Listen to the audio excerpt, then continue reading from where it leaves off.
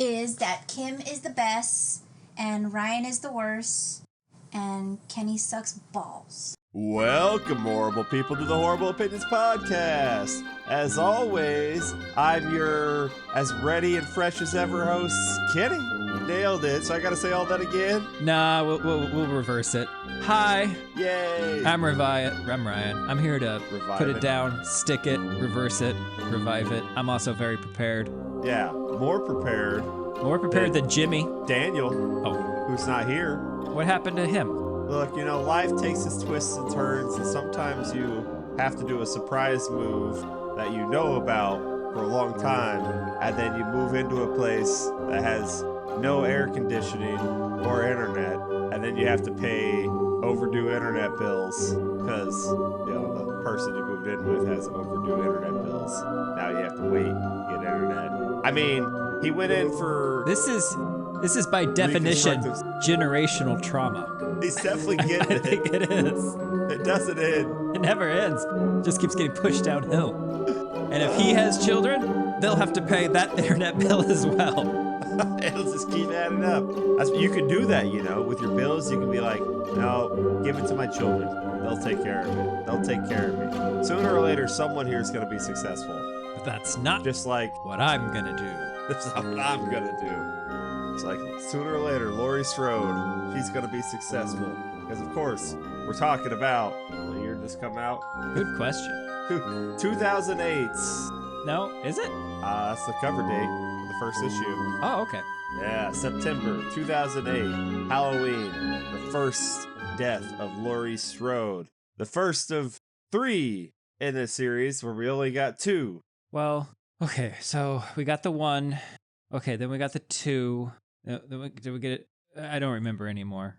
This is the one that the 3 never got made because they just kind of axed it for whatever reason. Even though, as we discuss it, you'll find pretty damn good. That's right. So this is what was meant to be a 3-issue release is a 2-issue release because, Kenny, they ran out of money. Yeah, give them money. It's written by, Stefan Hutchinson? Yes. Which that's the dude that did the 25 Years of Terror little documentary film. He did Night Dance. He did, obviously, First Death of Laurie Strode. He did 30 Years of Terror, which we'll talk about. He did One Good Scare, which we'll talk about. And he did Autopsis. Autopiss. As well as yeah. Sam. Yeah. He's awesome. Yeah, he's the, you know how, Child's Play is, controlled by one guy because it's all his vision throughout all the movies and stuff. It's for most of these comics, it's just Mr. Stefan. If I recall, he even had a shot at a movie, but then they just didn't do it, and then everyone's seen what he wanted to do for a movie, and it probably would have been fantastic. I mean, yeah, because these are all fantastic. Well, mostly 75%. You're what is it? What is Daniel's phrase now that he's not here? You're mostly right. You're mostly right. So I don't know. It's if they had given him a chance to take on the, let's say, who's a good comparison? A Don Mancini-esque role in the movie series. Okay. So if you want to do Child's Play, Mancini created Child's Play. In this case, you know, this guy didn't create Halloween. John Carpenter did, but he was kind of done with it when they didn't want to let him do what he wanted to do. This guy could have came in there and could have curated a much more coherent series instead of whatever the Accods wanted to do over the decades. I think we would have gotten less druids and more vignettes, more standalone movies, not something that has to be tied into a giant mythology. Like we've gotten more like Night Dance kind of films out of it, which I would have been down for. Oh, 100%. You know, because we always talk about the times that he's not locked up for the in between the movies. The hell is he doing? I mean, he's got to learn tree punching, right? Because he's got to start building his base. Mm-hmm. And he's got to learn to, cook. He can't just eat raw dogs forever. He's going to get worms. I mean, the dysentery, the diarrhea itself would probably have killed a normal person. Tear him apart. How many wild dogs does it take to feed one Michael Myers? What's a Michael Myers wild dog diet, you think? I don't know, but it's a hot topic in the presidential debates. I'll tell you that much. The Michael Myers is in Illinois eating all their pets. These goddamn Michael Myers. You see, it's not illegal immigrants, Kenny. It's Michael Myers. Michael Myers. Hey, did you say Illinois? Yeah. Haddonfield's in Illinois. I know. Oh my God, this iceberg, it's all connected. It's all coming together now. Speaking of coming together, it's Halloween. October, as Daniel would say, October 31st. Yeah. 1978. 1978, and we get a beautiful panel of the jack-o'-lantern splitting apart, skull underneath it with all the little tendons and strings of the pumpkin guts just like peeling off it, and Michael Myers is set on fire, and he's coming through he's Lutheran through a door trying to get Laurie Strode, and she doesn't look happy about it. She does not. It's like her shoulders all cut, her shirt's ripped open there, that classic look for her. And we see a bunny that is white. Well, that Laurie and they represent, like, she's the scared rabbit in this situation, right? Right, run bunny run. Got her back in that closet again, and then she just goes on to describe, that night the world changed. I found out I had a brother.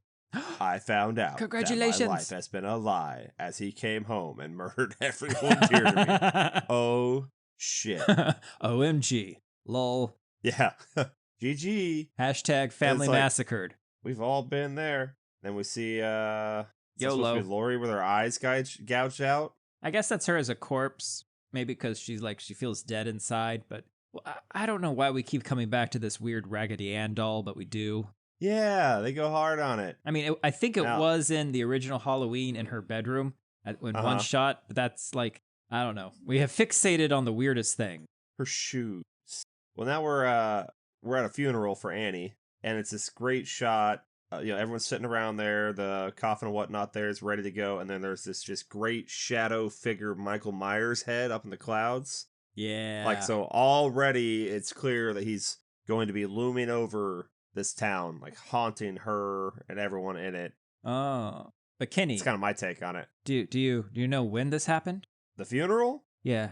That was November 5th, 1978. Oh, thank God. They gave us the date. Oh, good. I was getting worried. Yeah. Well, they won't lead us astray. We will always know when we are, and sometimes we'll even know where we are. We'll never know why we are. This is true. Now, remember in the movie Halloween 2, we had that one girl, I can't remember her name now, in the house, spying on the old couple as they banged. Yeah, because, George is going to beat his wife. Ha, ha, ha. Yeah, she was on the phone with Sally, and turns out, Kenny, I don't know if you knew this, Sally was actually part of this friend group. Yeah, small town. They all know each other. I mean, Sally Winters. Sally Winters. I mean, she survived because she had the flu or a stomach ache or lice. Yeah, she had the flu. Okay, saves lives. That's what I heard in Haddonfield. Now, so she's there. She's comforting, Laurie a little bit at the funeral. Laurie's over there like, I miss you, Annie, out of everyone. I miss you the most. Damn. Like, okay, so she's a scarecrow in this situation? So does that make Linda the lion or the Tin Man? Ooh. I mean, Michael's the witch, obviously. Obvi. Linda is, I don't know, she had a lot of courage. How so? Go on. She signed up for a movie before it was a big franchise, taking a risk on a low-budget horror film. Okay, we'll go with that, sure. Yeah, that's all I got. Okay, so we're still going through, and they finally do what makes sense for this town. She's talking about all the crap. She's going through, explaining her trauma, all that shit. And we're getting like this little montage of the town. And there's a guy going through and cleaning up in a store. There's a big 70% off shelf of masks and shit. Whole shelf of Michael Myers masks, which underneath them are the Silver Shamrock masks. Classic. And the worker's like, yeah, fuck this shit. Takes them all, scoops them all off the shelf, throws them in the trash. And I was like, okay, see, they wouldn't keep selling these goddamn things. No, but he didn't know there was a trash goblin lurking. Goddamn trash goblin. Nearby. He walks back inside, hears a noise, comes back outside with his hammer. It's like, it's hammer time. Mm-hmm. was a glimpse of Michael that walks past the door when he's turned around, goes back to the trash can. All those masks are gone. Michael is set for life. Now, do you think that shop owner was like, "Oh shit, you mean I could have sold those?" Yeah, he would have bought those from me. I could have, because they're vintage now. Yeah, and do we ever really see Michael steal anything than an occasional knife, a hammer, knife, clothing off people? Clothing. Okay, so maybe he would steal a mask. He wouldn't download a car. Oh yeah, we've seen him steal masks though. Would he? What? Yes, he would. He's stolen how many cars? That's true. Shit. Yeah. Okay, but he draws the line at piracy. Well, that's just because he doesn't know how a computer works. Yet. I mean, he learned how to drive. Sure, it's 1978. Computers aren't. Look, he doesn't have a laptop or anything yet. But he'll get there. You know what? If we put him in front of an iPad, I bet it would run itself. Oh, he'll figure it out. He'll figure it out. Now, check this out, Kenny. Laurie, even though she saw Michael burn to death, or burn, Inferno Man. Yeah. At the funeral, she's still like, "Oh, Mr. Brackett, you'll catch him, right? You'll get him." And he's all like, "Yeah. It's fucking dead, Laurie. Dead, Laurie, and the babies, and all those kids." Because this is H2O timeline, takes place between 2 and H2O. Which, I mean, do we go ahead and just say what the first death of Laurie Strode really is supposed to be? Is it supposed to be? They alluded to it in something else, right? Or we allude to it. In this one, Loomis says, because he's trying to figure out a way for Laurie to have a life after this, even though he's certain that Michael's going to come back and kill her, which I don't understand. That's one of the problems I don't have, because if Michael is not a supernatural figure, then if he is just flesh and blood, we should be able to kill him. But anyway, side issue. You would think that, but Loomis survived the explosion too. That just means it was a really They only killed the babies. That's right. Only babies died in that explosion. Only babies. Not real men. But Loomis is like, look, it's not the first time she's died. Technically, if you want to be technical about it, she died when she was Cynthia Myers, because the report said she was in that car crash with her mom and pa. Okay? Okay. So technically, she's already died once. And so I'm confused what the first death of Laurie Strode was actually supposed to be. But it's the second. Well, first death of first Laurie. death of Cynthia Myers. Yes. This is the first death of Laurie. Yeah.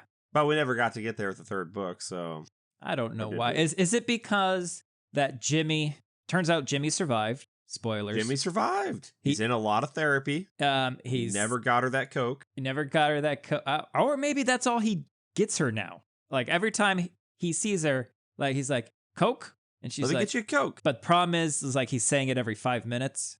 She's got 50 cans of coke around her at any given time. It's like a memento situation, maybe. It's not. Jimmy hit his head pretty bad. Real bad. There's some damage. He ain't okay. He's got seizures. He can't sleep. He's got memory issues. He's got this kink in his neck, and if he could just get an adjustment to really make that pop, I think it would get all the blood flowing back to all the parts of his bodies. But he just can't seem to unlock it himself. And his mom won't take him to the chiropractor because she's one of those moms. Laurie, the love of his life that he knew for 5 minutes, just ain't into him that way anymore because he's half vegetable. Jimmy got it the worst of all. I mean, I don't know. We don't get a lot of panels with Jimmy, so maybe when Laurie's not around, he's living his best life. He could be. All I know is crushing it's Xbox. Hard to take because that's in 1978 or 9 or whatever year we're at. He's crushing that Xbox. Yeah. He's got his magic cards. Xbox. Playing D&D with the homies. Oh my God. Yeah, he is. Yeah. But it's really hard to take Jimmy's advice when his mom looks at me like she does. Now, depending on context, that could mean a lot of things. Is she looking at Laurie I haven't felt the touch of another human being in a long time since I had to take on the burden of my son. You're the only one who comes over here. Because I don't touch Laurie. him. Yeah. Okay, so now she goes on. She's talking about, I was born Cynthia Myers. After my parents died in a car crash, I was adopted and my name was changed. It was supposedly done to protect me. It didn't make a difference. And then we get this great panel of her parents just freaking it's kind of mangled in the car crash. It's intense. There's glass coming out of their face. and it looks like the car, the way Laurie has it, it looks like the car has crashed into the Judith Myers tombstone. So, okay, so this is not what they looked like, but this is what she is imagining it looked like. Yeah, envisioning the whole thing. Because she's also seeing visions of Annie, throat like sawed in half. Oh, yeah, and like strangled Linda with the bruises on her neck. Now, this stuff I loved, and I wish had made it into the films, like being haunted by the ghosts of your dead friends, like really pulling in that survivor guilt. That'd have been fantastic. I mean, and I love that they have their same old snark. You know, it's kind of like if they did a American Werewolf in London with it, the way he's haunted by his buddy the whole film. Yeah, like just let them know they're dead. Let them be snarky about it, but still kind of supportive. Now, obviously, they're going to be less blaming her in this, unless they decide to blame her because it's her brother. I think that's the angle you go with. You're like, look, man, you had a brother, and your brother did this to us, man. What are you doing? Yeah, that's not cash money of you, Laurie. That's all he wanted was your dolly. Should have gave him your dolly. Now I'm maybe he's gonna pinch your nips. Maybe. I don't know, but it cracks me up seeing her as a cheerleader, a ghost cheerleader. That's right. Then she's awkwardly standing in front of the Strode house. Not the Strode house, the Myers house. The Myers house, because it has not been bulldozed to the ground or burned to the ground. I still think, you know what? You burn the evil house to the ground. Well, even if you do that, sometimes it's just back in the next story, bigger and better than ever. It just rebuilds itself somehow. And then your main squeeze comes over, and you've got your side piece on the floor under some glass, and you're like, look, if I did this, we don't got time to talk about this. Don't you have kids that need to get to ballet or something? Oh, shit. Happens all the time. Well, okay, so Laurie's out there freaking out, having visions of everyone. What's that? That Sally Winters girl? Yeah. She's moving in. She's like, I can move up and be a good friend now. Because you know what? Remember, everybody in this town knows Laurie Strode. So I gotta go be friends with her. Remember how we were always best friends and you talked about me all the time? And you're always like, boy, I'm worried about Sally. I hope she gets over that flu as you were walking home from school with your buds. You remember that? Because it used to, it used to be all four of us. Because, I mean, even Sex in the City has 4 girls. Well, 3, that doesn't make any sense. Doesn't make any sense. But you know what? We could get high. Oh. We could, yeah. But look, if we're going to get high, can we first walk past creepy Mr. Riddles? Oh, of course. Can we talk about how Ben Tramer was dressed up like Michael, too? No. I don't want to. Did you get the... So, it's a panel. He's like, Laurie's... Yeah, Ben was dressed just like Michael Myers when he died. And that's what I think about Ben now. Oh. Yeah. Because I was wondering if Sally was like... Because Ben was... She says, Ben was... What? Like, doesn't matter. After Laurie was saying, I really liked him. I never told him. Never told anyone. Just you and Annie. Yeah, I think Ben was into Sally. Or Sally was into Ben. Pound Town. I don't know, though, because on the night of, they tried to make it sound like he was all excited to get with Laurie. Maybe he didn't think he could get with Laurie, because that's Laurie Strode. That's Laurie Strode of Strode Realty, okay? The dynasty. Strode Realty. It's a dynasty in this town. Christ. Legends. They don't have dealerships in this town. They have real estate dynasties. They got real estate dynasties, and they got old perverted Mr. Riddle just sitting there on his porch watching the young ladies go by. I imagine him doing a little... every time the young ladies walk by. That's why he got a house on the path back from school. Oh, that's fair. Yeah, he's creepy. Yeah, what's the point? We didn't need that. We don't need an additional pervert in this town. We got enough perverts in this town. Well, I mean, he's harmless though, right? Because all he can do is sit in that chair. Well, he's gonna hear you talking about him. He's gonna get all chubbed up. You know, we don't want him to hear that. Well, maybe his heart will go all pigeon-like, and then he'll just, burst out of existence. Flutter a little bit and die. Hey, guess what? Hey, Laurie, it's your birthday, but not really. Your friends died. Here's a car. I thought you'd be driving it. We got you a car. Two things. Okay, 1. I didn't ask for it. Yeah, that's the point of a surprise gift. Okay, 2. School's 2 blocks away. Everything in this town is 2 blocks away. Okay, Laurie, but consider this. If you had a car like last month, okay, maybe you could have drove into Ben Tramer and killed him. I'm just saying, Laurie. Would you have liked that, Laurie? Wouldn't that have been great? I mean, no, I said Ben. No, I meant your other brother. No, wait, no, Ben wasn't your brother. Laurie, you're gonna learn a whole bunch of secrets tonight, okay? Oh, they're all coming out now. You want to do something for my birthday? Laurie, today is your birthday. Why? Like, of course, now I want to do something. I'm not going to do something for your birthday 3 months ago, Laurie. You're being a bitch. That's what they need to just tell her. You don't Laurie, understand anything, Dad. half of my potential future customers died that night. You're not thinking about how this affects me. I have to try and sell that house. You think that's going to be easy? This is going to be sitting in my hands and then eventually your hands when I hand the dynasty over to you and then possibly your children before eventually it gets demolished and then, you know, a lovely pair of men buy it the next year and it's all magically undemolished. The New York yuppies were here to buy it. And your brother scared him away. Your brother ruined our family. Okay, Laurie. So take the car. Get over it. All right? It's time to, get back. Time to get back on that horse. Yeah, well, you know what? It's been a week. You're not my real parents. Well, you certainly do take our real money, don't you? I don't want their money. I would have said, yeah, well, how'd your real family work out for you? Huh? What real family? I mean, her brother showed up. Oh, right. Not so good, is it? It's not so good, Kenny. It don't work out Not so good. Yeah. All they think about is their precious business. My so-called father even sent me to the Myers house that very day. I don't know how to trust them anymore. They lied to me. They never told me I was adopted. Never told me anything. Well, maybe it was hard to tell you. Look, fuck off, okay? Look, when do you tell them, though? When do you tell them they're adopted? What's the right time?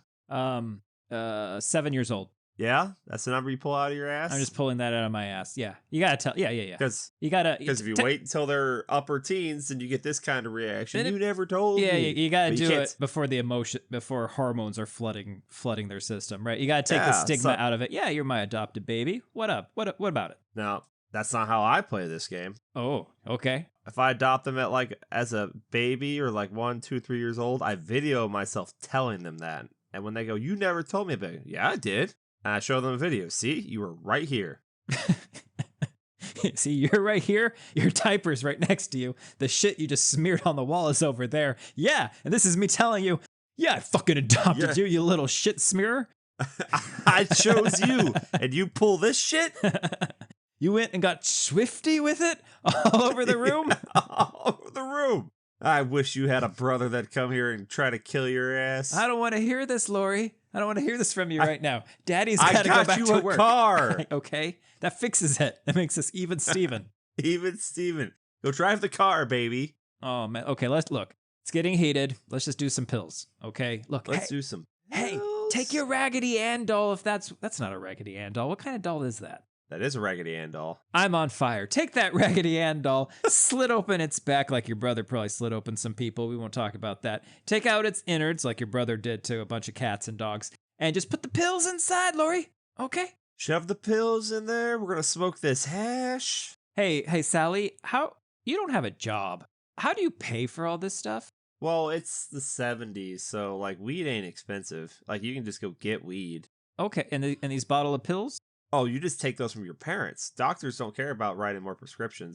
Oh. There isn't an opioid epidemic in the 70s. Oh, okay. I mean, as long as you're not selling your body to settle a ledger or anything, then okay. It is the 70s. That was okay back then. Everywhere. I found a Mom was doing it. I found what? Dad was doing it. My mom? Your dad? Yeah, of course. We are all related in this town. This is terrible. Got to get out of here. Small town.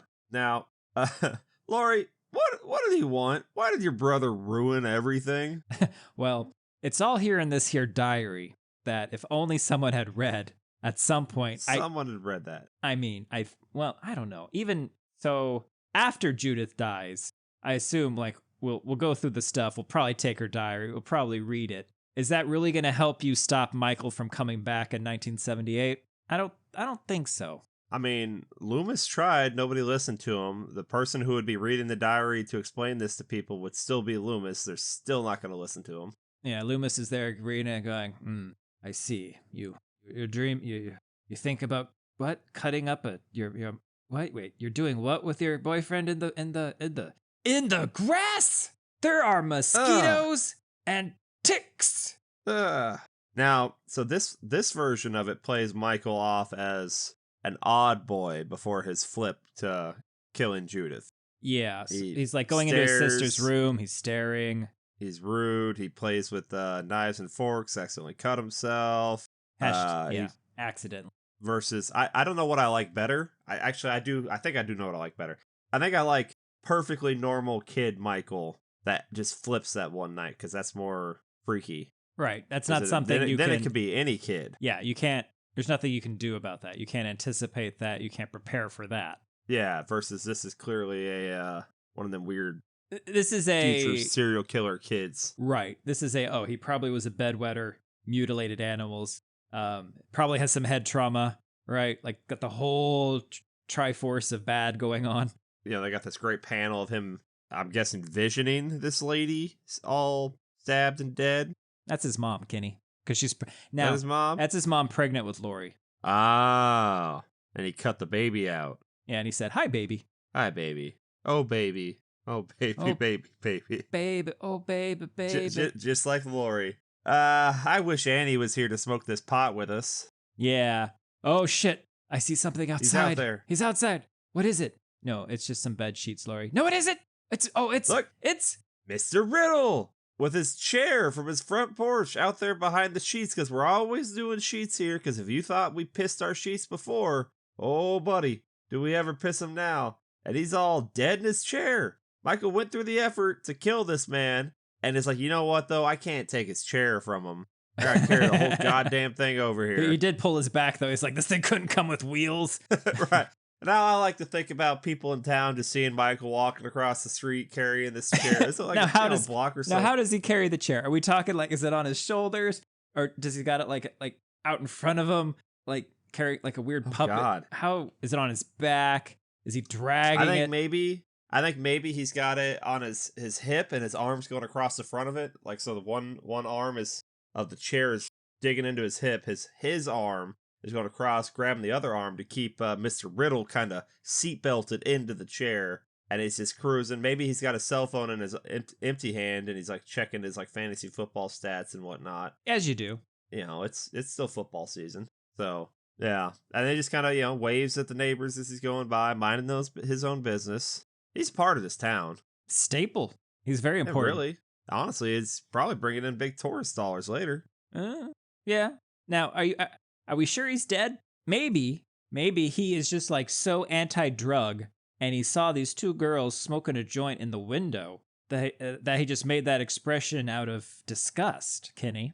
Well, yeah, because obviously the pervert Mr. Riddle actually just has chairs sitting around town for him to just watch people, and nobody does anything about it. He's like, yeah, this is the chair I put outside of Laurie's room. Maybe I'll see her change. This is the chair. Yeah, maybe I'll see her change.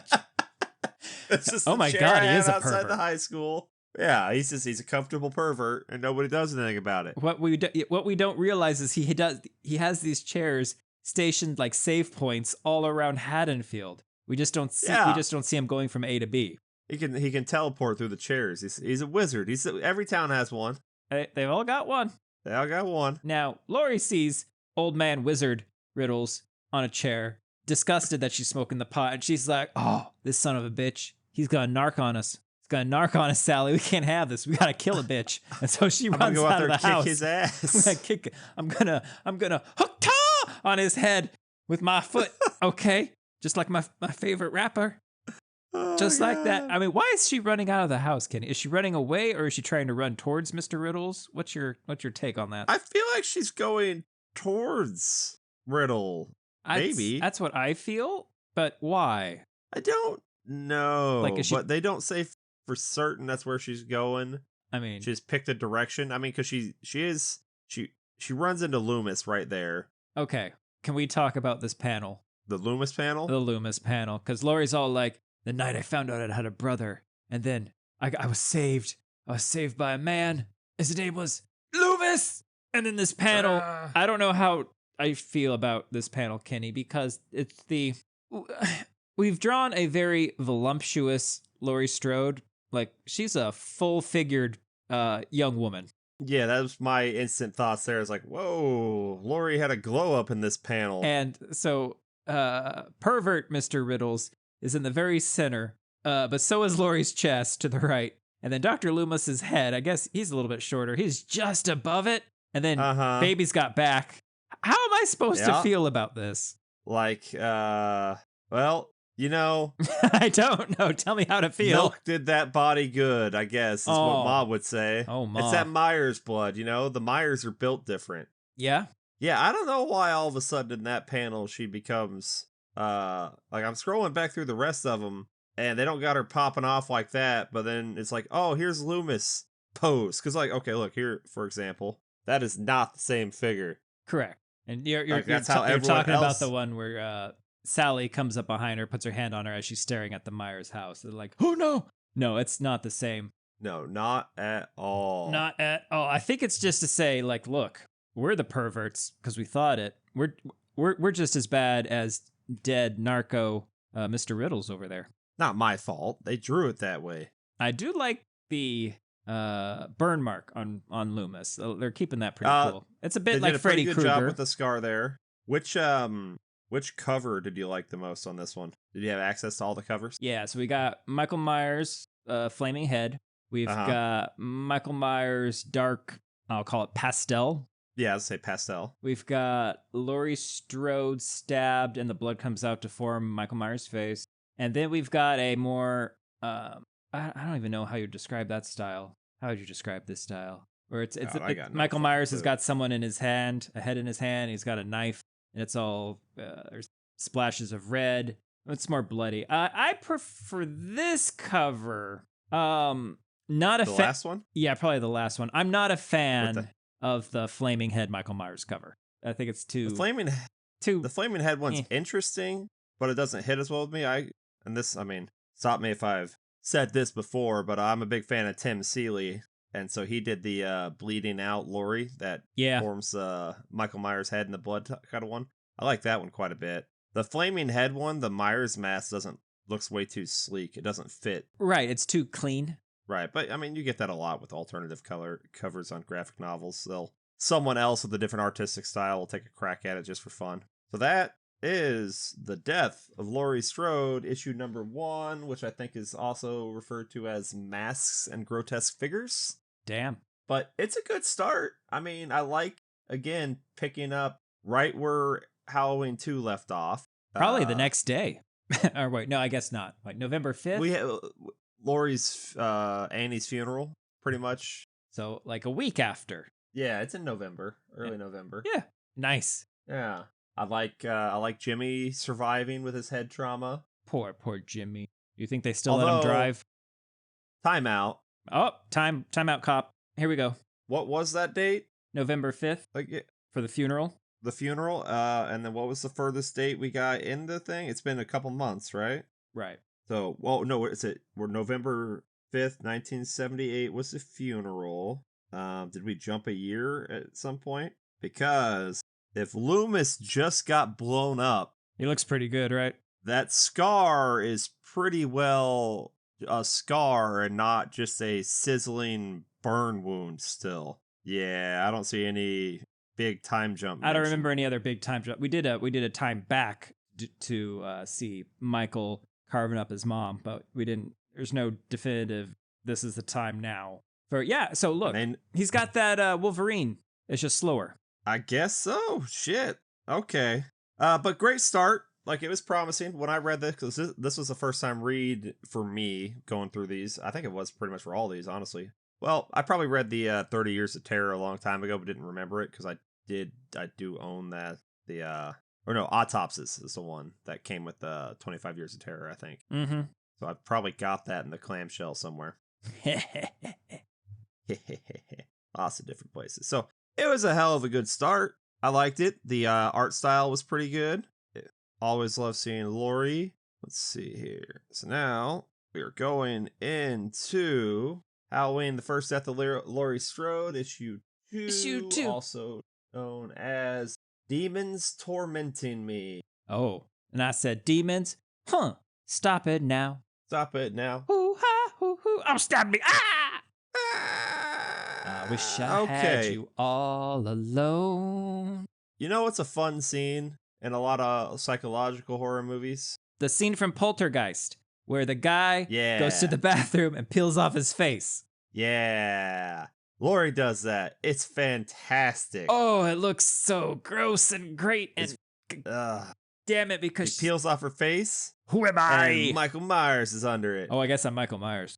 Are you sure? It's a Myers mask. Does she have more than one? Oh, I was like, wait, does she have more than one eyeball? Well, the eyeballs come out. But then there's a mirror and it's reflecting some of the eyeballs. So she doesn't have four. Okay, I'm like, wait, she's got 4 eyeballs? What a nerd. How's that legal? The previously on says it's been several months since Laurie Strode escaped her murder's brother.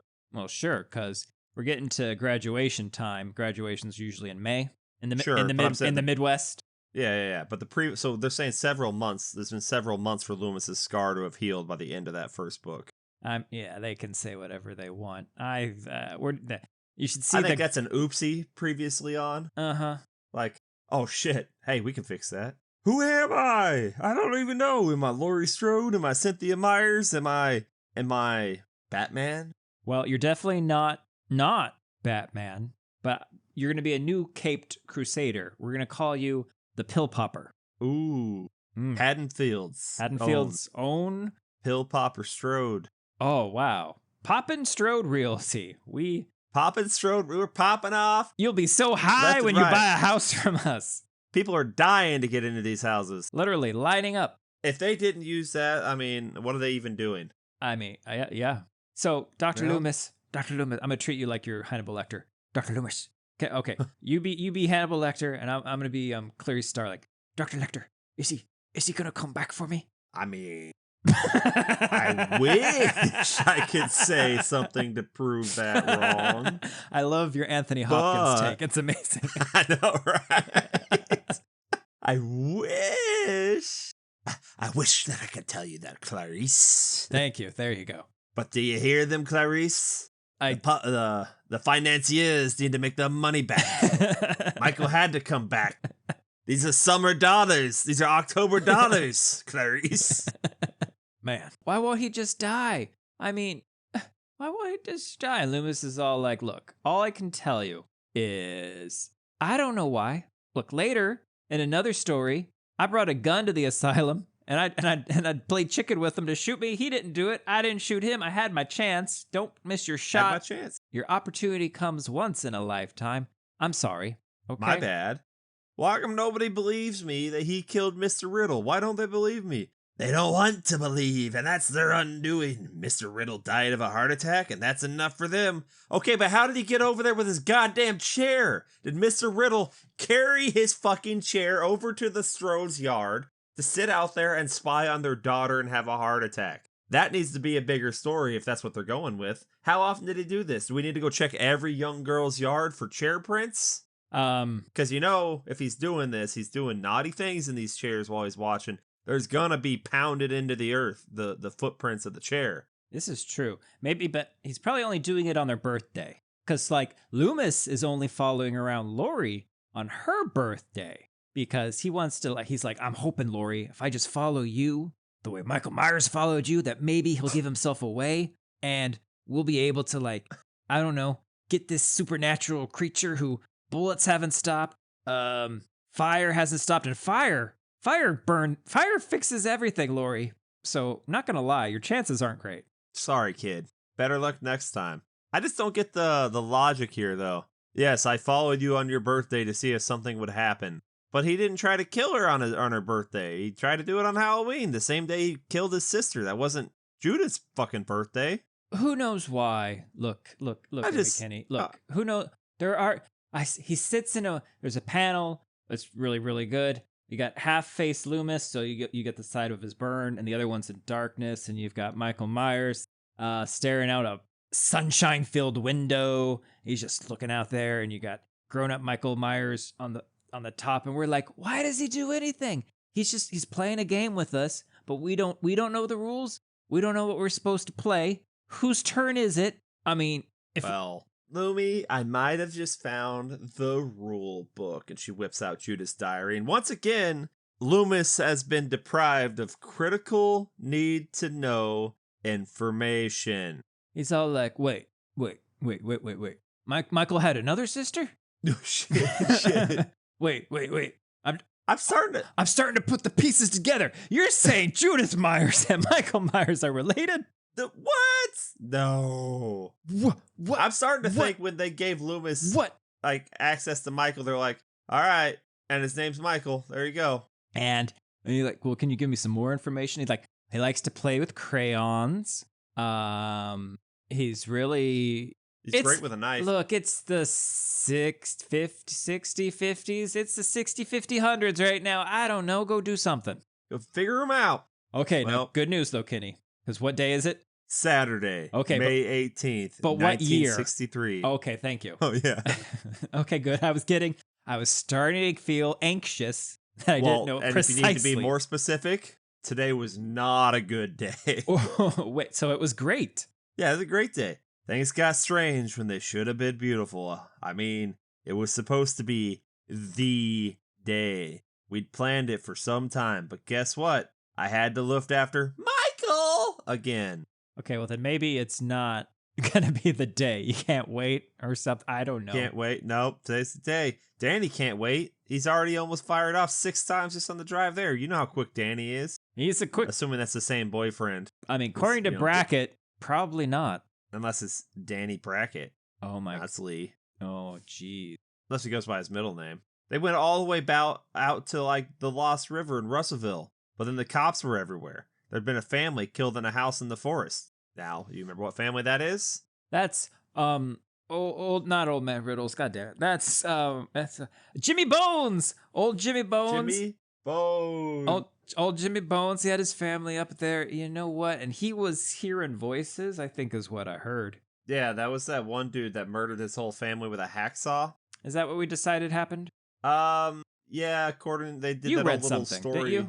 Yeah, that little additional story on him, blanking on the family name right now. But yeah, he had like a weird time looped kind of story almost. But the dude who started torturing and like blacked out, would kill animals, blah blah blah, started to realize like, no, this is what gets me off. I'm doing this. Envisions killing his family over and over again. Encounters an escaped asylum person and kills him because he realizes nobody's going to be looking specifically for this person. And then kills his family. Then ends up in the asylum, and then young Michael gets checked into the asylum. So the dude who murdered his family in the woods would have been at most a couple years before this day here. That makes it kind of seem like there's something in the ground. You know, it's a Haddonfield was built on Native American soil. What hasn't been? You know, it's all their land. They took it all. Now look, Michael, you stay out here. Okay. In the field. Okay. And where are you going? We're gonna go over here. What you gonna do?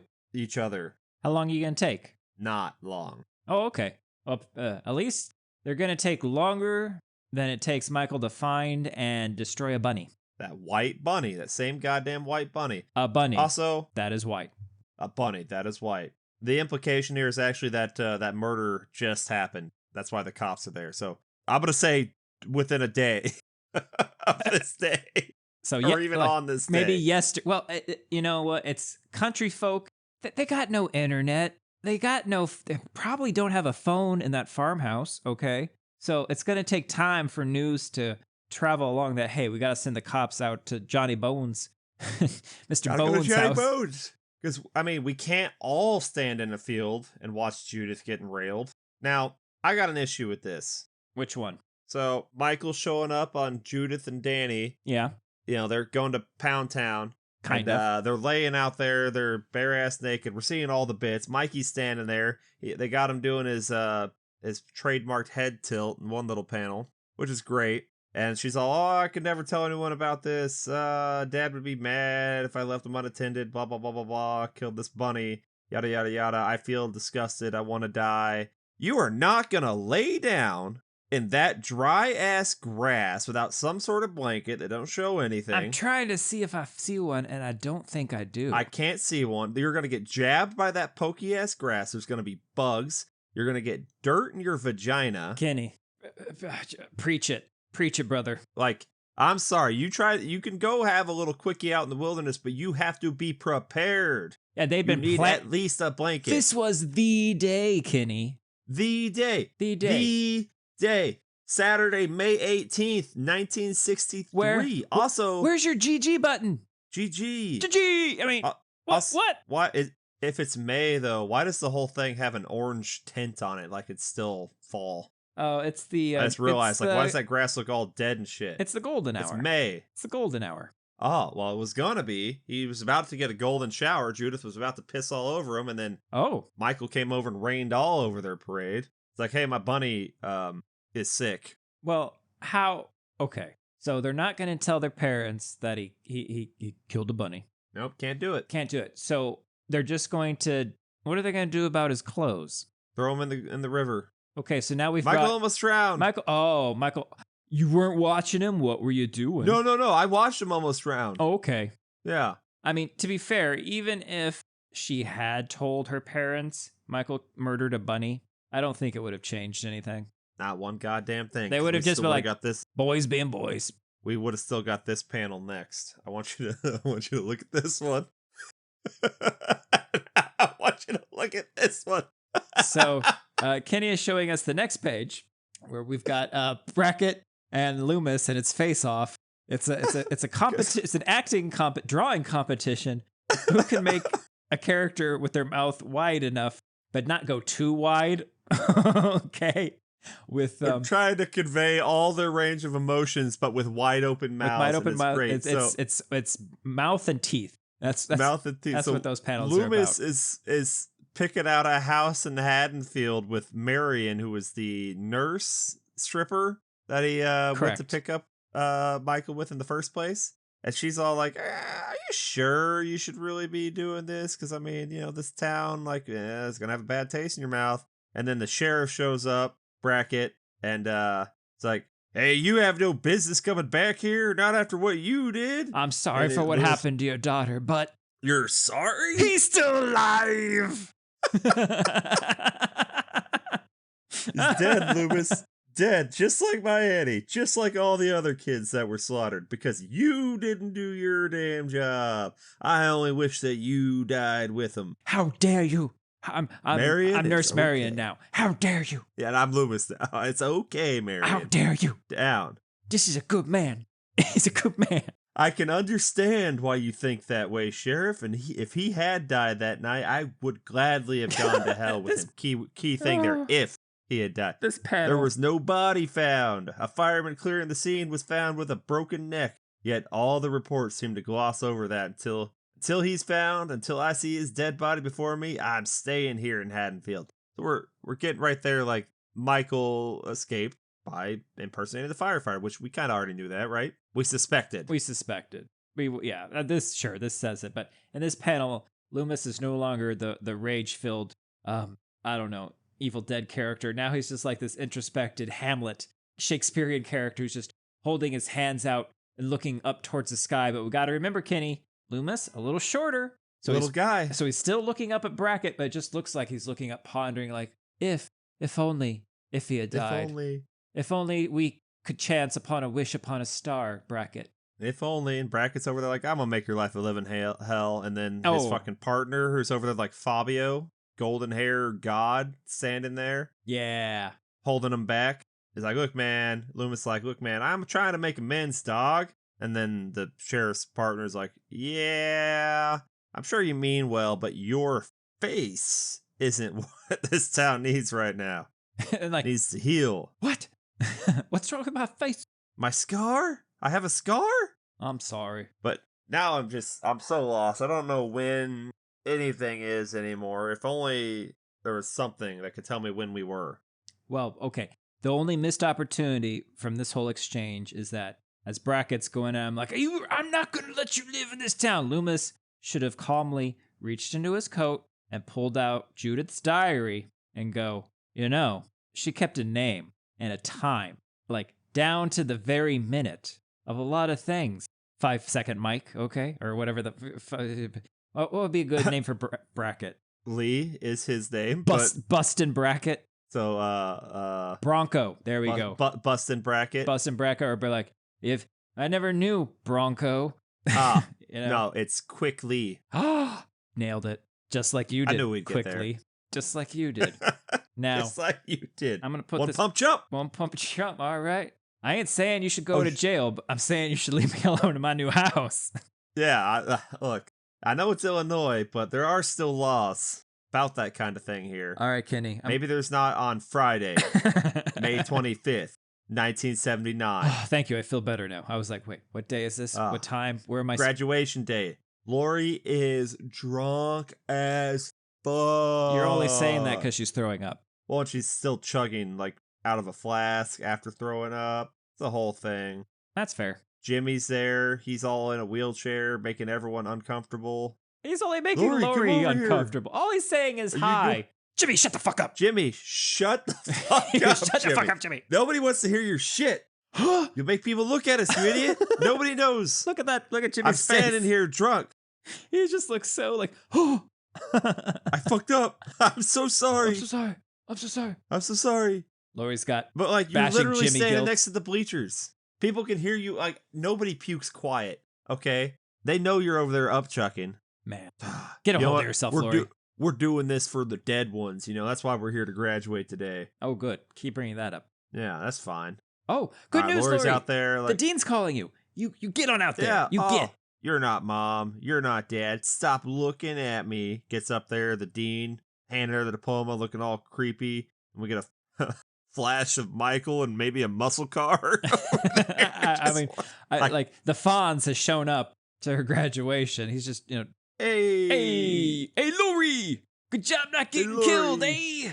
And then she sees a vision of her car-mangled parents out in the audience, and then she faints on stage in front of the dean, and then the muscle car's gone. Maybe it was never there. Just like Loomis. No, he's in the next page. Oh, well, he didn't make it to the graduation. I thought he'd go. No, yeah, look, if I'm gonna go to that graduation, I'm gonna wear my Elton John outfit. I'm gonna have a big old hat. I'm gonna have a flowing cape. Okay, maybe some tasteful butterfly wings. And you know what? That would have just been too big a distraction. It would have become about me, and that would not help Laurie. The only way to help Laurie is for her to die. Do you think you can save her? No. I love that. He's just not even beating around the bush. That's an actual conversation. Like, that's 2 panels. Do you think you can save her? No. No. That is the whole next not panel. Not a fucking chance. I'm like, and he comes back and says, what? He'll get her someday. He's going to get her. So what is this, Kenny? Like, okay, so these are the patterns that defy the gods. Oh, okay.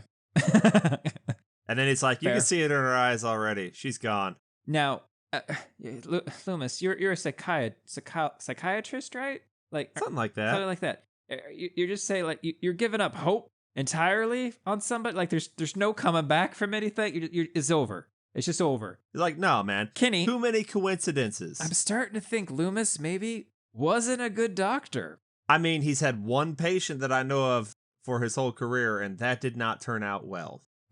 And given the opportunity to have another one, he's just like, nah, she fucked. She's done. She done. Well, at least we finally get someone to admit what happened to Ben Tramer wasn't good. That was involved. It wasn't okay. So the next panel is a vision of Ben Tramer burning and crashing between the cars. And he's like, Ben Tramer, the boy at school she was attracted to. He died in front of my eyes. Did you do something about that, Loomis? No. Yeah, I don't watched. worry about that. Yeah. I kept my gun on him in case he tried to make a move. He did. Make sure he burned up properly.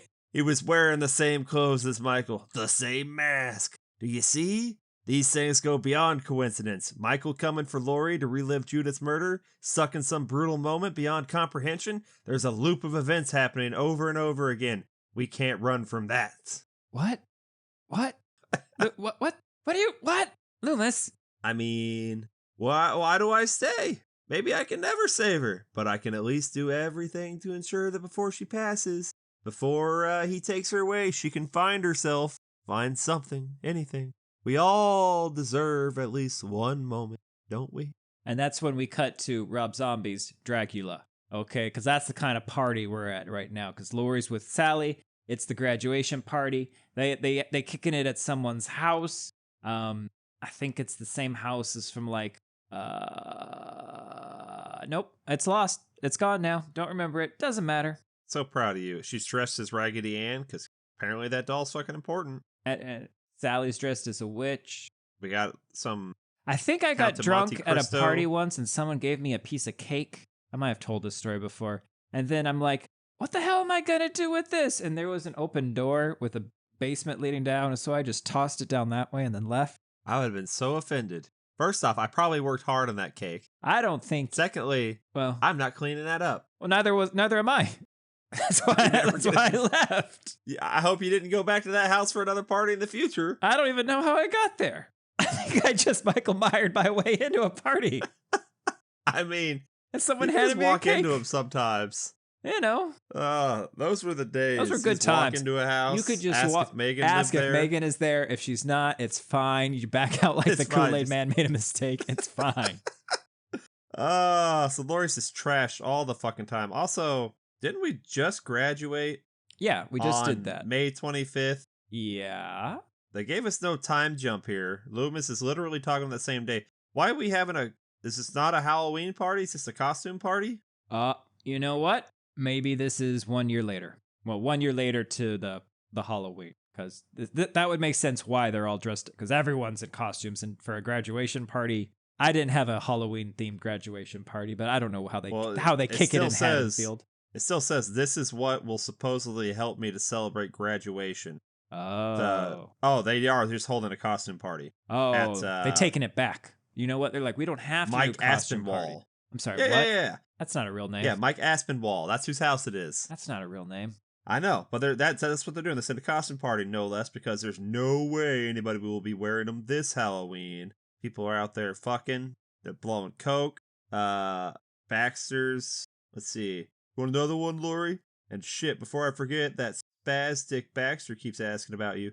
No. I don't need any more drugs. And I don't like Dick Baxter. Are you sure?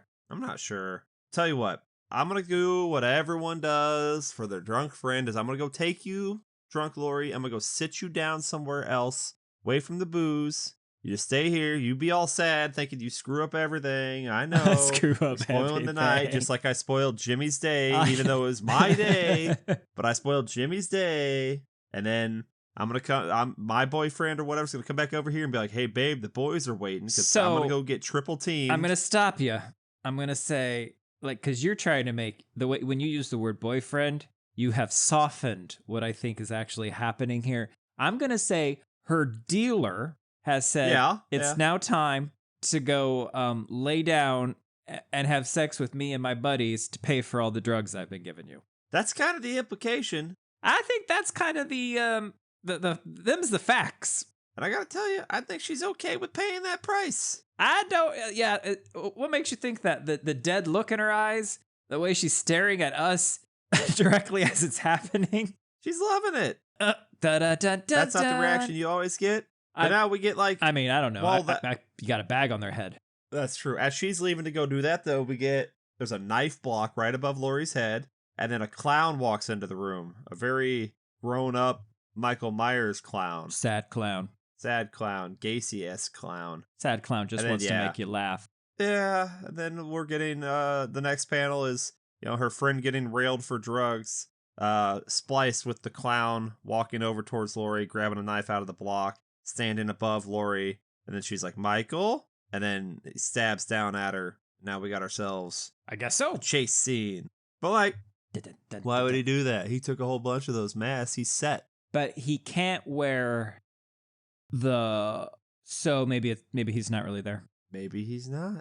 Because so here's the thing. We're gonna get to Jimmy and what happens there. But because we didn't get the third issue, we don't know if this actually happened. No, because she turns around and he's immediately not in the doorway anymore. Right? He's gone and no one else is seeing what's happening.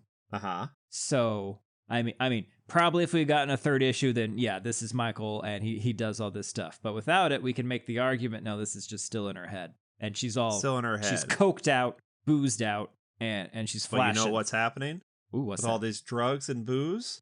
Her memories are coming back. Her mind is opening up. Oh shit. We flash back as she's running away to young Laurie, talking to herself, holding a Raggedy Ann doll. You're supposed to be dead, Cynthia. Dead so the boy doesn't find you. The boy who doesn't sleep.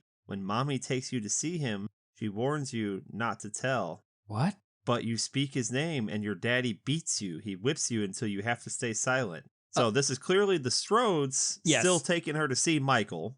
No. Which is insane. What? No. Oh, you're right, because she was a baby. You're supposed to be dead, Cynthia. She was a baby when her parents died. Yeah. Otherwise, she'd know her parents were dead. You're right. So the mom is going behind the dad's back. What the fuck is wrong with these people, Kenny? A lot. The memory of the boy now fills you with fear. You dare not even think of him. When everybody dies, you see him again like a shadow. The boy who stares at the sun and never even blinks, which that's not healthy. I mean... When you died, he was never supposed to find you. You're supposed to be dead, Cynthia. You're supposed to be dead. Maybe he thought a solar eclipse was happening.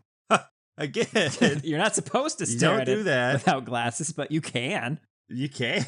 There's not a law. Now, Kenny, Dr. Loomis has made a lot of claims about his relationship with Michael Myers. You know, he claims he spent a lot of time with him and studied him. So I guess the fact that he gets visitors is just something that he didn't think was important, or the Smith's Grove Asylum staff was like, you know what? We're going to do this family a solid because Loomis, he should fucking be in here with these patients, if I'm being honest with you. Because he fucking scares me because I know he's got a gun in his pocket. I've seen it. He's got a gun. He absolutely has a gun. I don't know if it's loaded. He can't hit for shit, but one day he might. One day he might. Yeah. So how does Loomis not know that a family, that a mother and a little girl, have been coming to visit Michael, let's say once a month. Let's say anytime. He shouldn't be getting any visitors ever at this point. So anytime anything happens, I guarantee a nurse is going to be like, "Hey, Loomis, check the log." So he's the world's worst doctor. That's all it is. And worst detective. Well, that too. You got Batman and he's not man.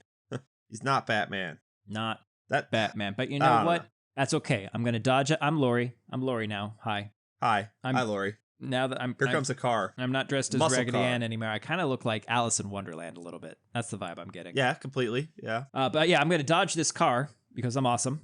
Oh, sad clown. Yeah. You know what? I'm just now staring at it, like really paying attention to the driver. And oh yeah, that is sad clown driving. Yeah, sad clown drive. Hey, I saw that car earlier today. Holy shit. Oh wait, that's Jimmy's house. No, wait, my Jimmy John Jimmy? Jimmy. Maybe I can get a sandwich there. Like, they're good. I'd love a sandwich. Oh, I could try the front door. That's for suckers, though. I can see through the window. Or I could press my entire body up against the window and go, Jimmy, Jimmy, what do you think of this, Jimmy? You like this?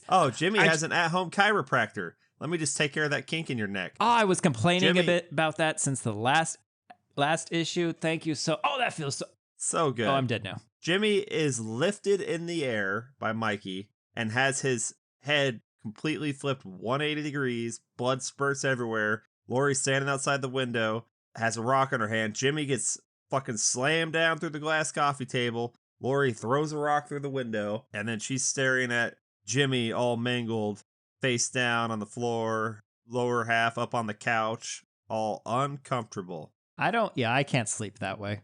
I can't either. And then it says to be continued, which is a goddamn lie. So let's do prediction. Do you think if we had gotten a third issue, does Sally survive? No. I'm with you. I think, yeah. If we have gotten a third issue, is Michael there or is Laurie cracked and she did all this? And where the implication is Loomis is going to sweep it all under the rug because she's only doing this because of the damage that was done to her. If I can separate her from being Laurie Strode, she can be mentally sound enough to, years of therapy away from Haddonfield, get her life back together. Because in reality, this isn't her fault. This is the aftermath of Michael. So, and I'm going to plus what you said. I'm going to say she didn't actually kill Jimmy, but she thinks what she's seeing, and she startles Jimmy, and he somehow, falls over the couch and busts and does he does a bodies to himself through the table. Okay, he kills himself, or maybe he has already killed himself. He took too many pulls. Anyway, he's dead. She sees it, but she's hallucinating everything else. So, and then Loomis is like, "Oh shit, man! She thinks she did all this shit. Yeah, we gotta keep them separated. We gotta get her out of here. Gotta get her out of here." But then if there's no if there's no Michael, then Sally would be okay. Unless she accidentally kills Sally in the next. Right. Or maybe Sally overdoses on drugs. Could be. But I mean, I absolutely think that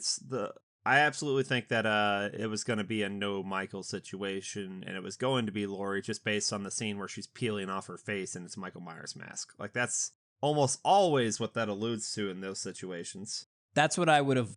I'll say it again. That's what I've always wanted, but I never get. We kind of got that. Was that in the Chaos comics? You're right. We got it once. Never mind. Yeah.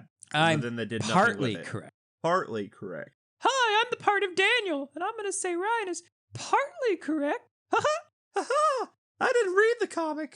I don't like them still picture books. They're too complicated. You're reading from panels left to right, and then top to bottom. Huh?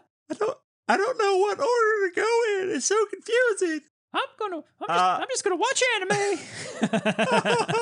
Tee-hee. All right, thank you for your input, Daniel. Calm down. Useful as always. Calm down. God. I like the second one. I really wish we got that third, because it was good. If we'd gotten the third, I probably would have liked this more than Night Dance. Maybe. It would have been close, but it had a chance. I still really like those first Chaos ones. Yes, they're great. And like I said, Night Dance is really good, and these are really good. So have we even talked about one we didn't like yet? Not yet. Dun, dun, dun. But soon. Possibly. Next. Okay.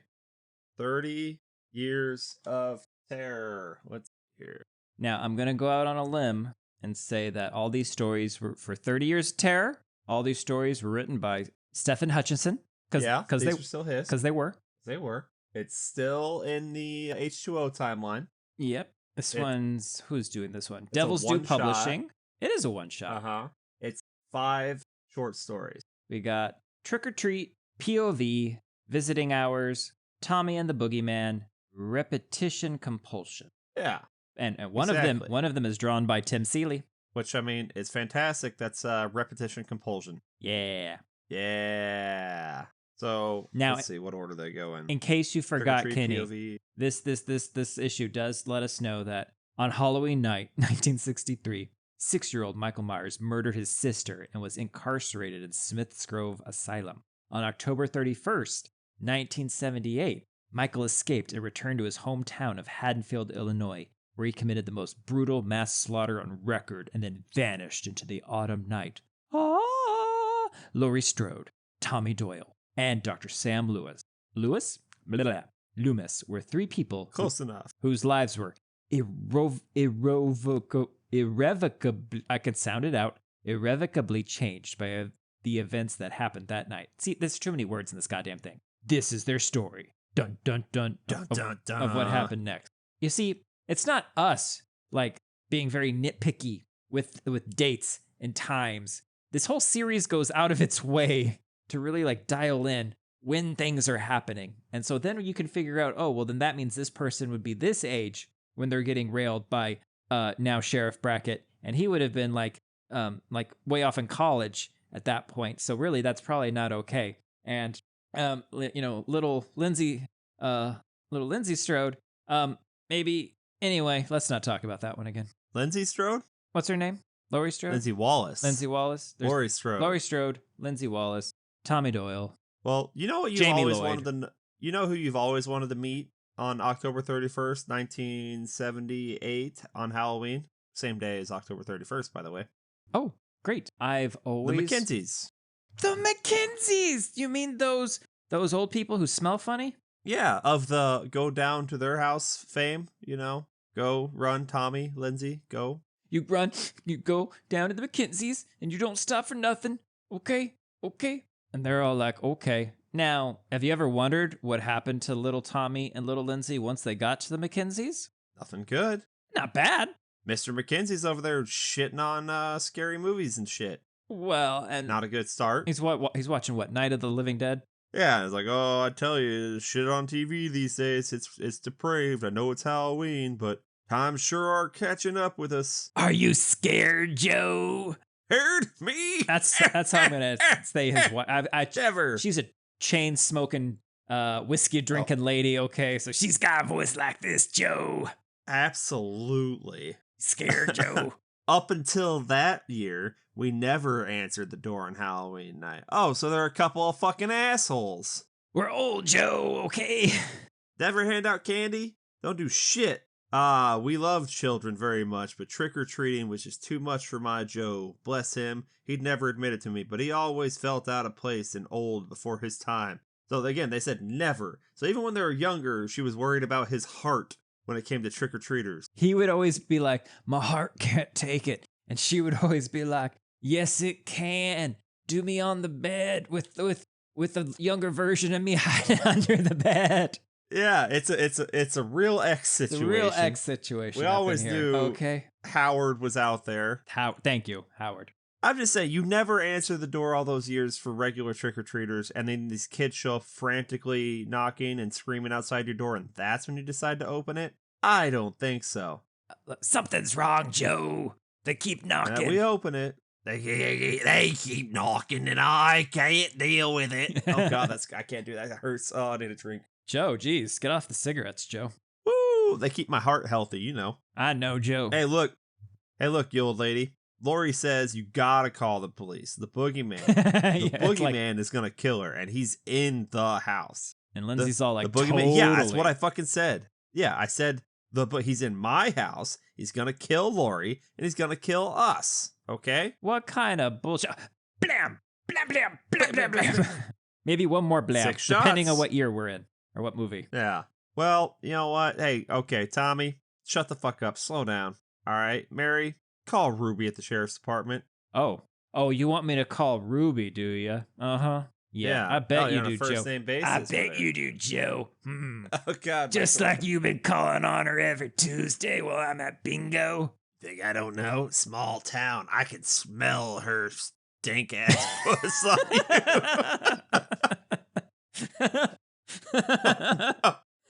But geez, Mary, why'd you hesitate so long on that one? We got children here. Oh god. So I bet you're wondering where Michael went first after he disappeared outside. And the answer is outside the window of the Mackenzie's house. Well, he wants to make sure that Tommy and Lindsay got in okay, that they're all right. Like, you guys all right? Like, I wasn't after you. You know, I just wanted to apologize if I scared you and that I didn't properly kill your babysitter. Like, I'll get her next time. Next time, I'll get her. You know what? I'll get her. Evil never dies. Here we go. Here we go. Joe does. So maybe that's not true. My sweet Joe. It's been... Yeah, I mean, Michael doesn't kill him. I think he just died of old age. He died of old age because that night we went to Pound Town and I pounded the life out of him. I never ever forget. I never ever forgave it.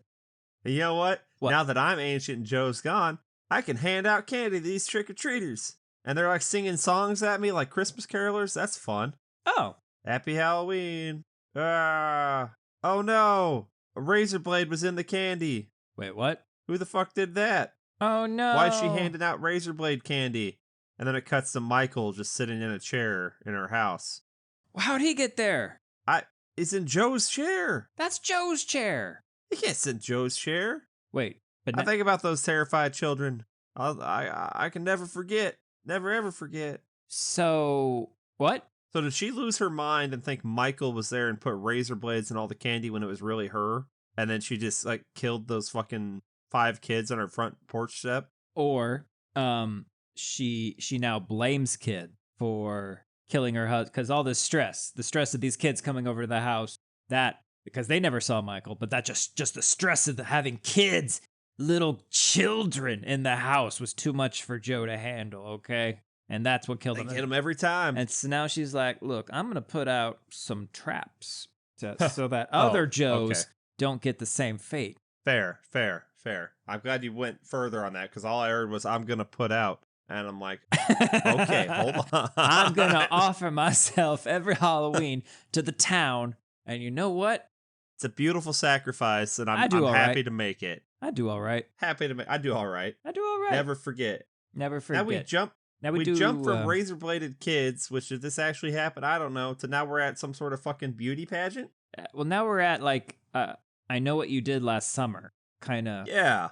Yeah, the handing off of the beauty pageant. This one is POV. So we've got, hi, I'm Miss Haddonfield for whenever we celebrate that. And my number one fan got a backstage pass to come see me, I guess. So we're cutting between Yeah. her POV, looking out into the crowd, seeing everyone smiling, looking at her. You can still see the shape in one of her panels. And then we cut to Michael's POV as he's coming into the room. And she doesn't have a good time. But Well, I'm going to say this one confuses me. Well, you're set up to be confused right off the bat because they don't actually give you a clear break, and like there's not a okay, we're starting the next story. So I think the first time I read this, I'm like, hold on, what is this? Are we flashing back to her younger years? Oh yeah, she used to be a beauty pageant contestant. Used to be a lot hotter, but like, there's no dialogue, there's no anything. It's just Michael was cruising around, saw a beauty pageant, walked in, and it's like, you know what I hate? Beauty queens. Kill her, leave her body right there, her head right there in front of the mirror. Like that's it. It's short, sweet. Okay. I now have a theory. So if we're gonna say, so Michael, okay, get ready. Hold on. Don't leave when I say this. Druids. Okay. Oh God. Okay. Fuck. It's the autumn harvest. So what do we need for a good harvest, Kenny? We need a harvest sacrifice. Yes. Okay, we got to make sure our crops have been growing very good. So this beauty has now been chosen by the town to be the sacrificed for the harvest. Yes. Okay, that's what I'm going to go with right now. Druids suck. So the significance of this arc apparently is that Is there Kim lore? is the best and Ryan is the worst. And Kenny sucks balls. I think I got out pretty good in that one. You came out at Oh my she god, kissed the balls. She kissed the balls. Yeah, you made out What pretty is good in this? that one. Okay, so we haven't talked. Okay, so the decapitation of Miss Haddonfield 1991 is first alluded to in Halloween Autopsis, which we haven't talked about yet. Auto piss. Okay. Auto piss. Her death was also mentioned in Halloween Sam.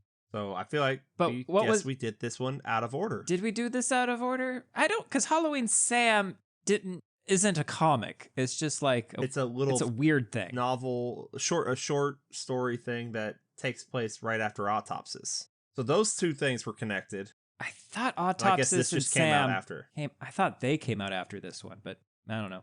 I'm not sure. I don't know. Doesn't matter. But that's why we get that little thing. Someone decided, you know what?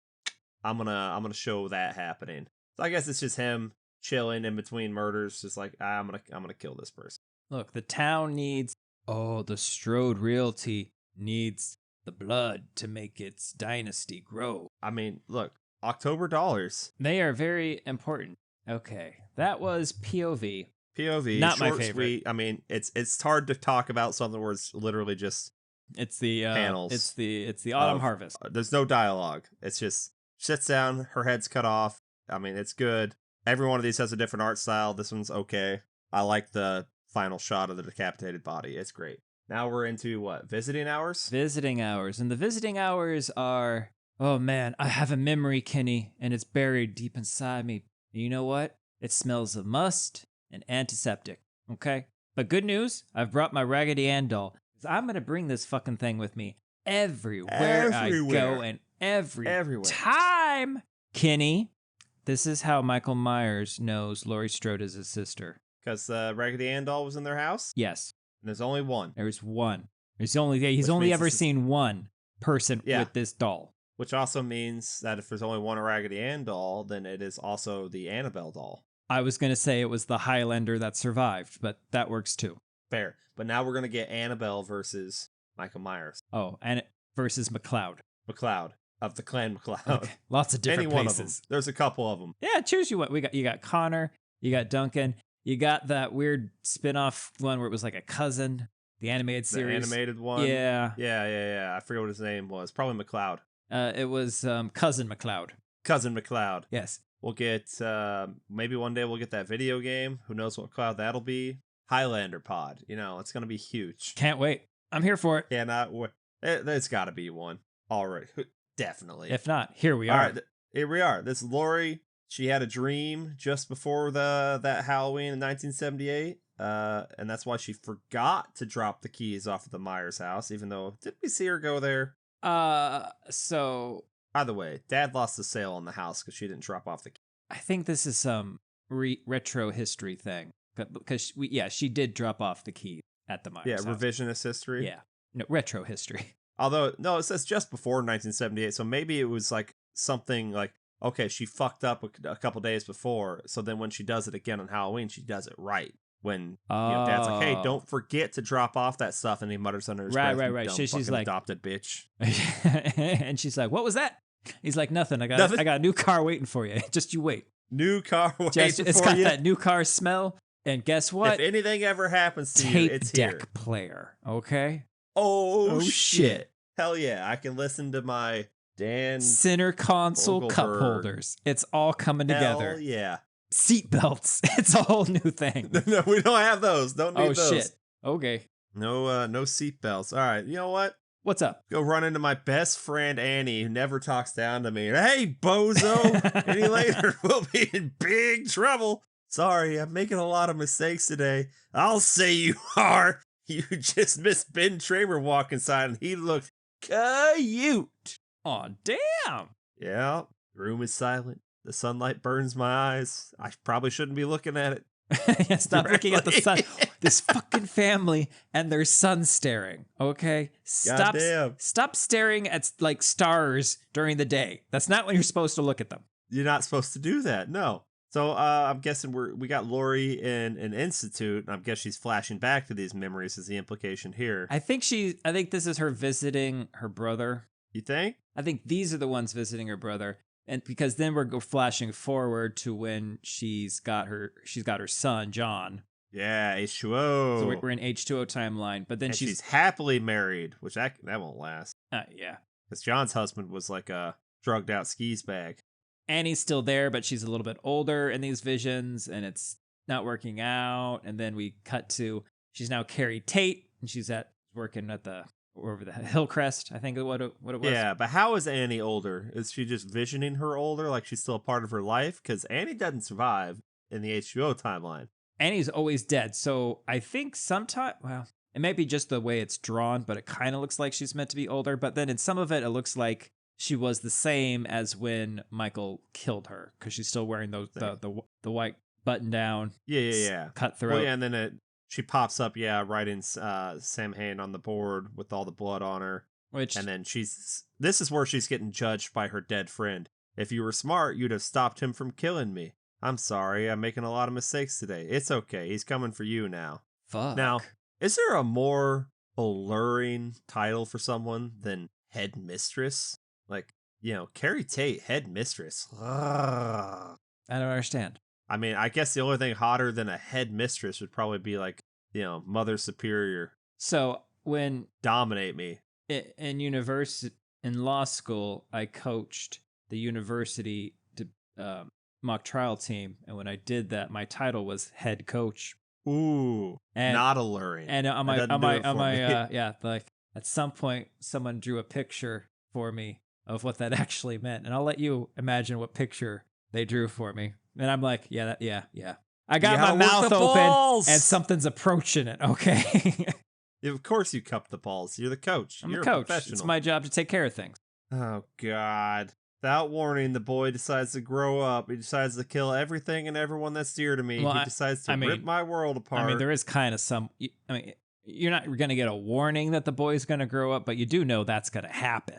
It's going to happen, but she didn't even remember him. Oh. It took until 1978 to even remember that little boy. Right? And even then... He's got no nice memories left. Yeah. That's what she says. And at that point is when Annie gets dissolved. Yeah. And now it's all, and out from her is all Michael now. And now we go past H2O into Resurrection, right? This is right before Resurrection happened. Yeah. So this explains the opening to Resurrection. Yes. I know you'll be visiting me again soon, here in the real world so many years later. Visiting hours never end here. Whenever I close my eyes, they let you in. It's me who is locked away now, Michael, sitting here waiting for you. One day you'll come and see me. One day I'll be free. So it just further shows that she is in the asylum with the intention to wait for him. I doesn't specifically say that she's going to set a trap for him like she does in Resurrection. No. But she knows he will be coming to her. So sooner or later there was a switch flips, I guess, and she goes like, I'm not going to just passively wait. Yeah. I kind of wish like, they would have explicitly said I wanted to be somewhere where you couldn't hurt someone else, but then that would imply that she didn't care about the lives of the people that worked at the asylum. This the whole tone of this is it's bad.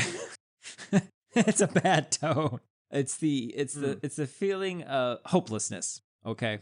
Yeah, and someone explained it here better, saying the whole revisionist history thing. She's imagining if she never dropped that key off, maybe Michael would never have found her. Then everyone would still be alive. So that's why she's playing it back in her head. Right. That was Annie's still alive. Hey, Kenny, would you say that was the key moment? You could say that. You could say that. I'm gonna say that. I'm gonna say because I read this one. I didn't see Resurrection when it came out in theaters. I somehow missed that. Thank God. Huh. I know. Yeah, Dodged a bullet. thing. So I read this before I ever saw the movie. And when I read this, I always got the impression that she was just, now that she's stuck here in this asylum and Michael's out there, all she has left is for Michael to come to kill her. And then she can just be free of all of this. Yeah. It's like, I'm not going to kill myself. But Right. But I mean, I know you're going to do it. And when you do, it's thank fucking God, it's finally going to be over. Just like, do it on Meatloaf Day, because the Meatloaf here fucking sucks. Like, don't let me. Or do it before Meatloaf. Do it come after Taco Tuesday. Meatloaf Day. Yeah, morning of. Well, yeah. Let me have Taco Tuesday. Let me have one fucking thing, Michael, in my life. Let me have one goddamn joy. Can't I have these one goddamn thing? Tacos? I put Jolly Ranchers on them. I crunch them up like crack and I just sprinkle them on him, Michael. Just let me have one thing. One goddamn thing, Michael. One goddamn Salt Lake City, Utah, October 2005. Oh shit, are we in something else now? Tommy and the Boogeyman, I think. I think it says that, but I think it should be Tarantula Man. Now, this is beautifully drawn, so detailed. I like the art in this one. But why is all the other art styles so far have been more muddy. Muddy, impressionistic, not as crisp. Yeah, and I'm glad they're short stories, because if I had to do like a whole like run of a comic like that, I'm not a fan of that art style. I want to see what I'm fucking looking at. Also, did you know Tommy, short for Thomas? Oh no. Thomas Doyle. Now, you go through childhood trauma with a boogeyman like that, what do you obviously grow up to do? Comic books. Horror comics. Yeah. Well, he's got a real battle axe of a wife here who doesn't like him making the comics, having them lying around for the boy there. It's bad enough she doesn't share his affinity for these, but could you please not leave him around for Jamie to find? Oh. I don't want our son reading this garbage. Now, Jamie, obviously named for obvious reasons, is like behind his mother's back there, looking up at his dad like he's kind of sorry, but like, I'm gonna fucking do it again. I'm gonna do it again. You know why? Because it's cool, man. You got me. Cool shit. You and me. You're cool, Dad. We are all into Tarantula Man, okay? Tarantula Man. And you know what? Tarantula Man looks dope as shit. Did they write Tarantula Man? Do I need to go find Tarantula Man? I think because I would read Tarantula Man. Yes, Kenny, they did write Tarantula Man, and it is here in this in this book. Oh, I mean, I guess that's true. But like, where are the further adventures of Tarantula Man? Oh, they're now. Was this their subtle way of slipping in something they really wanted to write within a Halloween thing? Possibly. Saying, I'll fucking get my book out. I mean, when Tommy is talking to Laurie in the original Halloween, she's going through the comics that he has, stashed under the couch, and one of them is Tarantula Man.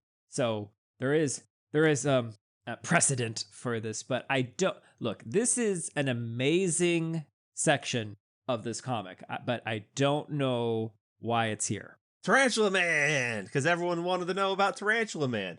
Obviously, I mean, do we need to talk about Tarantula Man? What's going on in Tarantula Man? Like, uh-oh, he's gone away, folk. And since it's just the two of us, I don't know if it's him or me. My internet still looks good on my side. I'm gonna say it's his fault. So look, while he's gone, I'm going to talk to you about Tarantula Man. That just made the decision for me.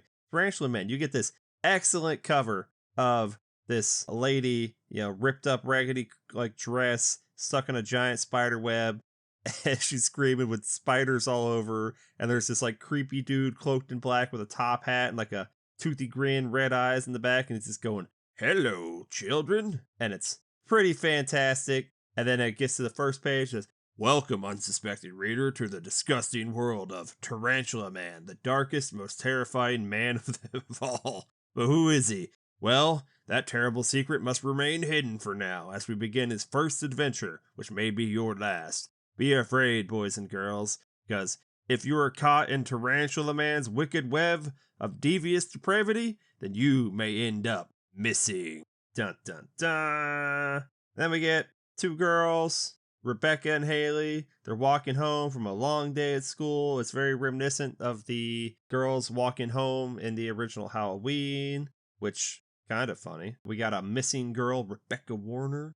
All right, she's we're very sad about that, but then they're laughing about it. That doesn't seem very nice, But hey, humor is how we deal with grief, I guess. Now, we are going to split up, gang. Got to go do my homework. And what happens when you walk into the house right off the bat? You pull a Daniel and you get cobwebs right on your face, right in your mouth, everywhere. Spider webs, gross. She's freaking out. She's like, "I hate spiders." She's dancing around.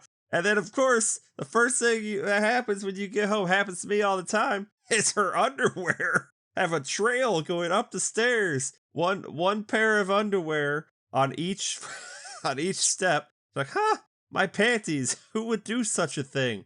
Happens all the time. I can't tell you how many times I've come into my house and found my underwear strewn about the place, and I conveniently forget that it was me who did it. And then she starts walking up the stairs, and she's like, "Something is very wrong here. Where are Mom and Dad? I could call the police, but what would I say?" You would say somebody broke into your house and threw your panties all over the place. There's a goddamn panty goblin there. That's what you tell the cops. It's like, "Oh, this can't be real. I must be in a bad dream. A really horrible nightmare. A bad dream with a bad man." And then it cuts and we see Tarantula Man in there. So now his face is more lit up here. And it's just the fucking Grinch. It's the goddamn Grinch. In the off season, the Grinch is a panty sniffer. He picks up the panties, and the panel has him doing a big old sniff, and it's like, oh my lord, Tarantula Man, it fucking goes there.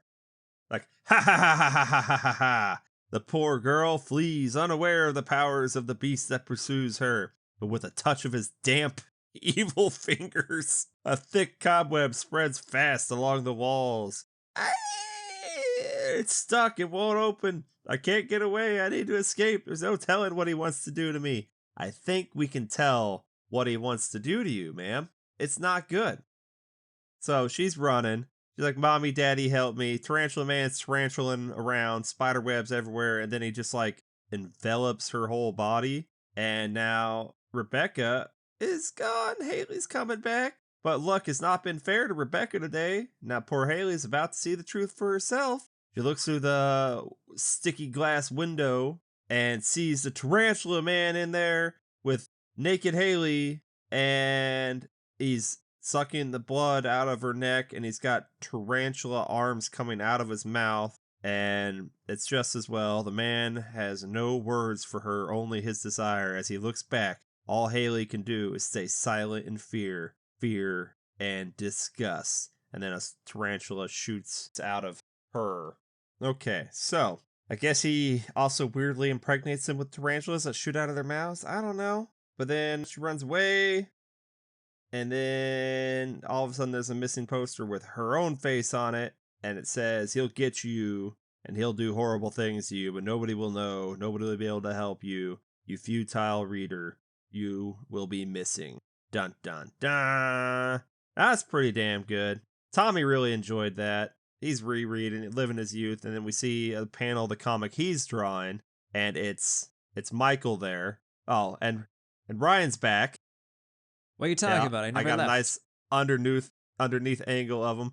Ryan, we've just finished reading Tarantula Man, the panty sniffing demon man who, when you actually get to see his face well lit up, you realize this is just what the Grinch does in the off season. Okay, see, I don't actually need to be on the show because you just say all the things I'm going to say. So we're fine. Yeah, see, I got you, fam. And so now we've just got to Tommy just finished the story, and now I'm looking at his panels of his comic where he's drawing Michael Myers, and then it cuts to a full moon and says "The End?" ? So literally the entire Tommy and the Boogeyman segment is just Tarantula Man. Right. So that's why it's confusing. Why? Oh, wait a minute. Hold on.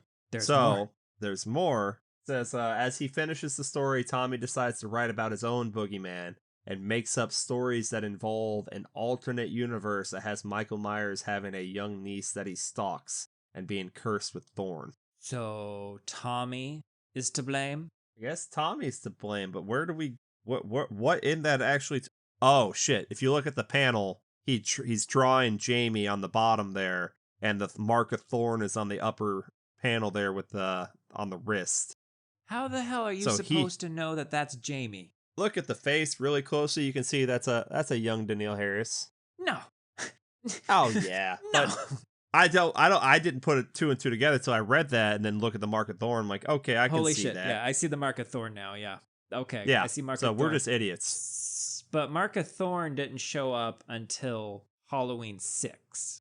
Well, we don't know what issue of his comic is on, but I don't think he's getting past 6. He's probably getting his comic line shut down after that. Probably, yeah. They got the rough draft and they're like, we can't actually publish this and you're going on a list. Right to the top of the list. And he's like, Tarantula Man. Am I right? Right? Okay, let's they talk went there. about The panty sniffing where they do a big sniff. Good. It's good. Great. Okay, but I'm getting worried, Kenny, because I don't know where I am or what time it is, and it's been a minute. Where am I? Oh God, sorry.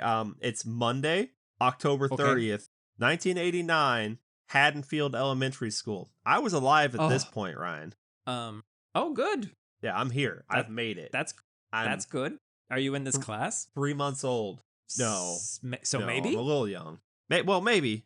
I could be in the back. My parents are probably in this class. I was going to say, maybe they had to bring you to class. Yeah, they might have. Oh, God. So what do we got going on here? Smile? Oh, we got one of these, like, teacher of the year fucking teachers who, like, go out of their way to make everyone feel welcomed and special and teaching a lesson. Like, you know what? All you got to do, if you're sad or you're scared, you just gotta smile. That'll chase all the bad things. If you beam brightly, nothing's gonna hurt you, okay? And you won't have bad dreams. Yeah. All you gotta do is smile. And then all the kids are in the hall, and we see one kid with a Ninja Turtle. Totally. Think I wouldn't have noticed the Ninja Turtle? Oh, I noticed it. I'm not convinced the it's Ninja not Turtle you. toy. Sorry. I guess just to specify, this is a comic book, so not an actual Ninja Turtle, just a toy. And then behind all the kids as they walk through the hallway is a shape. Michael is apparently at the school. Silhouetted in the light down the hallway too, so it's quite obvious where he is. Yeah, and then we cut to we cut to Loomis, who is not smiling because he fills the room with reminders. It helps him think. So all the trauma that he went through doing that, he puts reminders of it all over the room, so he can't heal. He ain't got time to heal. He's like, and I can't. I got all this stuff. I can't predict where you'll be next. And is nurse lady. The way this thing is drawn, it kind of looks like he's stuck between a desk and a bookshelf. Like he can't move. He physically can't get out of it. He's like a plant. He can't move. And this is a real like thick Loomis, I think. Like he's, I don't know, the animation on this one or the drawing on this one is holy shit. Yours a is little odd. It's still Tim Seeley, but this isn't my favorite Tim Seeley. Yeah, he's very repetition compulsion. Yeah, he's very skull-like almost. Yeah. The scar, like I don't love the scar here, but Loomis has a map. He's got pins on there. There's a dog pinned in on there. It's like, what kind of sick game are you playing? Oh shit, wait. Or maybe that's... So Michael has broken into his house, come into his study, took the time to draw a dog, pinned the dog, pinned the tail on the dog, and put it on the map. And he's like, hey, we're going here. You know what? It's elementary. That wasn't there before. Elementary, my dear Watson. Then we cut back to Smile Teacher. Kenny. And then we're back. Oh my God. We're back. Loomis is a dog chasing his own tail. I mean, essentially. And 'Cause he Marion goes to is the her elementary the dog's school. owner, trying to make sure Loomis doesn't just eat shit. But a lot of cats have gone missing in the neighborhood, so people are starting to get worried. Well, and Loomis does the classic. He blames it on the immigrant. Again. And they're like, Michael isn't even, he's no longer welcome in this town. We kicked him out. We kicked him out, so now he's an immigrant. He keeps coming back, eating your dogs and cats. Loomis, is that little kitty's collar in your pocket? No. Michael did it. And you know No. what? My political adversaries bust them here. They keep putting cats in front of me. so- What am I supposed to do? Oh God, Loomis, let's just go find Michael at the playground, okay? Enough of this, Michael. That's Enough. enough. So, okay. Loomis and Marion are driving to the school. Smile teacher sitting in her classroom. We go back and forth between those. So, as Loomis and Marion are talking, Loomis is like, I feel sick because she's driving crazy. He's getting nauseous. He gets car sick, yeah. Michael's walking into Smile teacher's room. Marion's like, maybe it's your body telling you to give up the ghost, Well, no, that I shortened that too much. Sounds like she's trying to say he's dying. That's my bad. Maybe your body's trying to tell you something. There comes Loomis, a point listen when to you your have to give body. up the ghost. Doesn't the ghost rise? Don't you feel the spirit rise when you're in the car with me, Loomis? He's like, I want to throw up this British breakfast. Stop swerving. Why are you always swerving? These roads are straight. Oh God, I feel the toast coming back up. But you know what? The whole time, Loomis has his fucking gun out. Yeah, it's just fucking. he's ready to pop it off at any time. Look, what year he is loves this? fingering 89? that cold steel. When did Pulp Fiction come out? I don't know. He's just ready. Oh, he's God. ready for a bump He in is the road. ready. He's gonna just blow Miss Chambers' head right off. Yeah. Just give and then him a Smile reason. teacher, Michael's gotten right behind Smile teacher, has his hands out, and it's all of a sudden pitch black behind her. That makes sense. And then a hand goes around her mouth. He brings And his then own Loomis does darkness like a until he stare doesn't. over at that panel. Yeah, Yeah. like a little side eye. Huh? And then and then Marion says, "One day, remind me why I waste my breath. You won't listen until it's too late." And then he's like, "It's already too late. I have a responsibility that I cannot avoid." And he's gesturing You've with his lived up gun to that hand up into the air. It is. It's just It's and yeah. So amazing. two things. Like the characters in this series have to be doing the thing that you first seen him doing, I guess. Loomis, gun in the air. Marion, cigarette in hand. That's how you know who How they am I are. gonna know it's yeah, that's who they are. That's their identity. And then he's like, I had a happy childhood, a wonderful one. But then I saw No the one asked, world for Loomis. what it was. A world of monsters, death, and horrible things that prey on the weak, on the humane. Once you see that, well, you can never go home again. Like, did somebody miss his fucking birthday party or something? I think, yeah. Michael did not, And or then- maybe this is his birthday and this is his present. I don't know. That's fair. Now, Loomis is walking with Marion, and they're outside the window, and then the panel is Smile Teacher, and it looks like she's about to be taken from behind by Michael as she's reaching out to the window. I mean, that's your interpretation. Yes, I can see how you got there. Oh, God. And then But Marion and then and you've Loomis also still got talking she's like, got you her really think hand he's on the here? glass. Yeah, she's I mean, maybe about to be bent I mean, over the table. Who knows what the rules are, man? But you know what? What? You stay here, all right? I'm going to Bet. go look around. If I'm not back in 5 minutes, you know what to do. And if you see anything, shout my name and get out of here. Sam, he won't kill me. He could have done that last night if it was what he wanted. No, you won't kill me, Michael. At least not yet. Not while you're having so much fun tormenting me. So Loomis Fair. really thinks Michael thinks like more of him. Like, yeah, they need. I each need other. him around to fuck with. Yeah, Yeah, it's yeah. fun. Then we get to the dog, and it's still alive, and it's bleeding out, and it's got a picture drawn of Loomis like stapled to the dog. And then Michael's in there stabbing the teacher, and Loomis is like, "You win, Michael. Once more, you've humiliated me." It is carrying the dog. They're like, "You called, and I came, just like a stupid dog, a stupid Oh, is that what obedient this was fool." Just about? like you said. Yeah, he said it. And he's like, "I'm no better than this poor animal. This poor animal with my face stapled to it." Teacher is getting stabbed the shit out of. Loomis is out there fucking around with the dog, never even walks into the school. That's how much he fucked with him. Look, last time he was in that school, he got thrown through a glass door. He didn't like it. He's actually got a trespass notice. He's not allowed in that school anymore because he keeps coming in with a gun, waving it at all the kids, saying, that's the devil has come to your town, children. And it's causing some problems. I mean, he's maybe even shot at children at this point. Like, how does he keep getting guns? Who keeps giving him guns?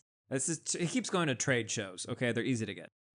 They're easy to get there. But you know what? He never goes into school. In fact, he doesn't even know the teacher's dead. But now it's Tuesday, October 31st, Halloween. Listening to the news, finds out there was a murder at the school. It's like, done. I done fucked up. When's it going to stop, Michael? When will it stop? And it looks back over at his map, and that thing is covered in pins. Yeah. Michael has been busy. But, and he's like, okay, when... Kenny. 1, 2, 3, 4, 5, 6, 7, 8, 9, 10, 11, 12, 13, 14, 15, 16, 17, 18, 19, 20, 21, 22, 23, 24, 25, 26, 27, 28, 29, 30, 31, 32, 33, like 34 pins on there, okay?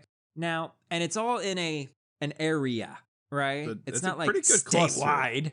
Yeah, they're clustered together. Yeah. At some point, National Guard, perimeter. You would think. Flamethrowers. Evacuate and demolish. Blow it up. Just blow it up. Burn them out. It's a total rebuild. It's a total rebuild. You tear it down. Yeah. You're hitting reset on the whole town. goddamn That's thing. it. I mean, aren't you? You know what? Maybe we go 50 miles west, Haddonfield 2. Haddonfield 2, baby. Yeah, 2.0. People are going to love it. We can start over. We can get rid of all the town's, shady history, because we got that. There's no druids in Haddonfield 2. There's no thorns here. We've cut all the thorns out of all the bushes, all the trees. All they're the gone thorns now. out. No hacksaw murdering family. No institutes with bad doctors. Yeah, we're throwing Loomis in the pile. We get all the best doctors. That's here. right. Yeah. Loomis stays. Loomis has to stay He's in the part center. of the teardown. Yeah. He's part of the Because rebuild. that's what keeps Michael there. We cut back to the school. It's a secret that only takes up one little word. If you're sad or if you're scared, all you have to do is to chase your fears away is smile. So it's what the teacher said again. So the news was saying they found the body at school, but I'm guessing this is them finding the body at school. The teacher is strung up in the goddamn swing set with her face torn open with barbed wire, forcing her to smile. So I guess he was in class that day. Well, or he's heard this before. She's got one lecture, and she gives it every time this time of year. Tired of it. Just tired of it. So that's the end of that. So how you feel about this one? I mean, again, I like Michael killing other people. We still had Loomis involved. It's kind of fun having a little bit of a cat and mouse chase. It kind of one of those different flavors of Michael where he's putting more thought into what he's doing. I enjoyed it in the that final shot of the teacher strung up. That's fantastic. The art shines on that panel. I don't like the way Loomis looks in this one, but the teacher looks fantastic. It's good. It's good. Is it my favorite one in this collection? This one? I'm not gonna lie. My favorite one in this collection is probably Tommy and the Boogeyman, because Tarantula Man. It's Tarantula Man. Fantastic. Man. I mean, Kenny, it's Tarantula Man. I mean, the look in your face while I was pretty much reading the whole thing, I could tell you were experiencing it the way I experienced it. It was full of joy. The big deep sniff. I mean, who doesn't love that? Who does that? I'll tell you, the Grinch. Everybody loves that. On an off day. The Grinch out there sniffing panties. If this isn't the Grinch, it's his panty sniffing brother, okay? Gary. This is Gary, the Grinch. Grinch Gary panty sniffer, also known as Grinch Tarantula. Gary panty sniffer. Every family has one. And if you don't know them, chances are you are them. Oh, no. Yeah, if you don't know who it is, then you know who. Yeah, you know. We all know. Again, I'm going to say this one shot, it's okay, but it's not as good as the other stuff we've talked about. No, absolutely not, but it's still better than nothing. Like, if they wanted to give me a random fuck off one shot with some short stories like this every couple years, I'd take it just to get more. None of these have disappointed me so far, as a whole. There were some stories in this one I didn't overly care for. Like you said, POV, all right, quick little bite, didn't really harvest time engage me that visiting much. hours, I didn't really like, Yeah, I mean, but or it didn't still, strike it's anything more. with me. And you're not always going to I get it mean- right, but put these out. Like, we're going to get good things out of it. Do more. Do we have? Eventually, Are there any new Halloween comics on the horizon? no. I say that without researching it. No. I'll do research for our whole surprised there series wasn't- discussion. Yeah, I'm surprised there wasn't a push for something when the latest trilogy came out. But I'm still having a good time with these. We still have, what do we have? One. No, did we do one good scare? No, we still have Auto Piss and One Good Scare. And Sam? We're doing Sam. Oh my god, okay. Well, yeah, well, we can see how we feel. We can briefly mention, because Sam's not really a comic, it's comic adjacent. It's like a little short story thing with a couple of images. Right. But that wraps it up for this episode. So I guess I should say, well,